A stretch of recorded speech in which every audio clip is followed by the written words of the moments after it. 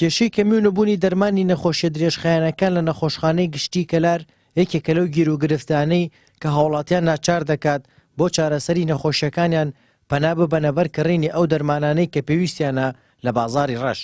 دواکەوتنی بەردەوامی موچەش بارگریانەکەی بۆ ئەو هاوڵاتیانە زیاتر کردووە.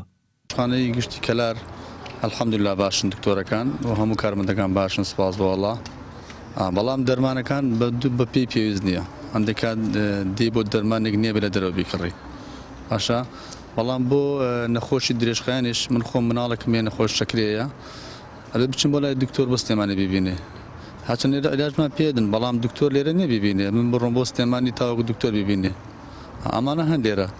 بەڕێوەبەری نەخۆشخانەی گشتی کەلار باس لەوە دەکات کە خەرجنەکردنی بودجە لە کاتی خۆیدا یەکێکە لە هۆکارەکانی دروستبوونی ئەم کێشەیە لە نەخۆشخانەکەدا. نەخۆشخانەی گشتی ناوەندێکی تەندروستی گەورەی لە گەرمیانە و لە هەموو شارچکەکان و شارەکانی گەرمیانەوە بەتای بەسەردانی نەخۆشخانەی گشتی کەلارەکەن.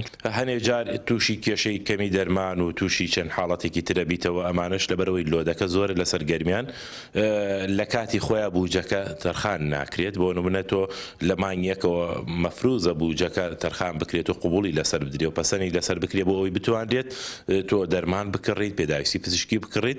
جاری وا هەیە خۆی ئەگەێنێتە مانگی 6 و مانگی 7 لەو بۆشاییەدا تووشی نەبوونی دەرمان و کەمەکورتی لە دەرمانە بینەوە. پزیشکێکی دەرمانساز لە نەخۆشخانەی بەخشین ئاماژە بەوە دەکات کە حکومەت دەرمان دابین ناکات و خەڵکیش ناچار دەبن ڕوو لە دەرمانخانەکان و لە نەخۆشخانەی بەخشین بکەن. لە ڕاستیدا هۆکاری ئەوەی کە خەڵک ڕوو لێرە کە بەهۆی ئەوەیە کە لە خەستەخانەی حکومیەکانە لە کورسانە بەعام نەگەر لە کەلار دەرمان ڕێژەیەکی زۆر کەمی کردووە لەلایەن حکوومەتەوە دابین ناکرێت. خەڵکی هەژاریش کە زۆربیان دەفتەریانەیە وەرەقییانێ لە خەستەخانەم دەرمان وەرەگرن بەهۆی نەبووین دەرمانەکان و ناچارن ڕوو لە سەیدەلەکانی ناو بازار و بەخشین بکەن.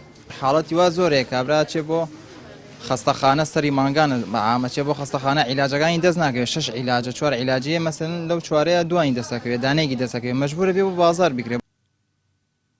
بوونی ڕێژەیەکی زۆر لە خەڵکی ناوچەکانی خواروی عێراق لە سنوورەکە و سەردانیکردنی هاوڵاتیانی ناوچەکانی دیکەی گەرمیان بۆ نەخۆشخانەکە هۆکارێکی ترە بۆ نەمانی دەرمان و پێنەدانی بڕی پێویست بە هاوڵاتیان و چارەخوازان.